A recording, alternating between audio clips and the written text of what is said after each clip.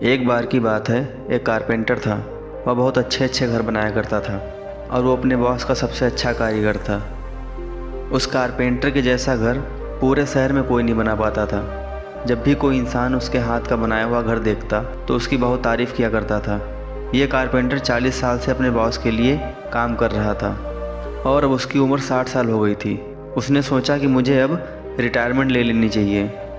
तो वो अपने बॉस के पास पहुंचा और बॉस से कहा कि बॉस, मुझे अब रिटायरमेंट चाहिए।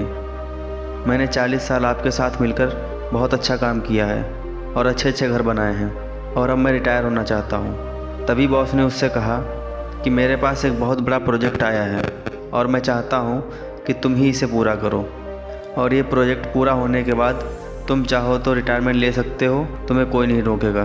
तो अब वो बेचारा कारपेंटर रिटायर होने के मूड से आया था, लेकिन बॉस ने जाते जाते उसे एक और काम दे दिया और 2 महीने तक अब और काम करना पड़ेगा। तो उसका मन तो नहीं था इस काम को हाँ बोलने का, लेकिन बॉस के साथ 40 साल तक काम किया है तो ना भी नहीं बोल सकता था। इसलिए उसने उस प्रोजेक्ट के लिए हाँ बोल दिया और अब उस प्रोजेक्ट पर काम शुरू हुआ। तो वो कारपेंटर जैसा पहले काम करता था पूरी शिद्दत के साथ, पूरे दिल से, अब उसने वैसा काम नहीं किया।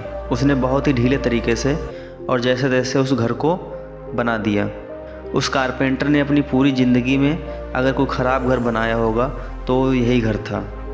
जब पूरा काम करके वो अपने बॉस के पास पहुंचा और उन्हें उस घर की चाबियां दी, तो तभी बॉस ने उस कारपेंटर को रोका और उस घर की चाबियां उसे वापस दे दी और कहा कि तुम मेरे सबसे अच्छे कारीगर हो और तुमने मेरे साथ 40 साल तक काम किया है और अब तुम रिटायर होना चाहते हो, इसलिए मैं तुम्हें एक तोहफ़ा देना चाहता था और वो तोहफ़ा ये घर है जो तुमने अभी अभी बनाया है। उस कारपेंटर ने जैसे यह सुना, उसके मुंह से ये शब्द निकला, काश अगर मुझे पता होता कि ये घर मेरा ही होने वाला है तो इस घर को मैं अपनी पूरी ज़िंदगी का सबसे अच्छा घर बनाता। इस घर को मैं पूरी शिद्दत और मेहनत से बनाता। दोस्तों, इस कहानी से हमें यह सीख मिलती है कि हमें ज़िंदगी में कभी भी ये जो काश शब्द है ना, ये बोलने की ज़रूरत नहीं पड़नी चाहिए। काश मैं ऐसा कर लेता, काश मैं वैसा कर लेता। तो कभी भी सोच समझ कर फैसले लो ताकि बाद में आपको रिग्रेट फील ना हो।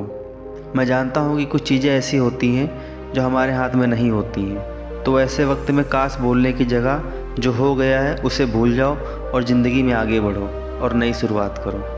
तो दोस्तों, अगर आपको यह कहानी पसंद आई हो तो इस वीडियो को लाइक कर देना और चैनल को सब्सक्राइब कर देना। मिलते हैं अगली बार इसी तरह की नई वीडियो में।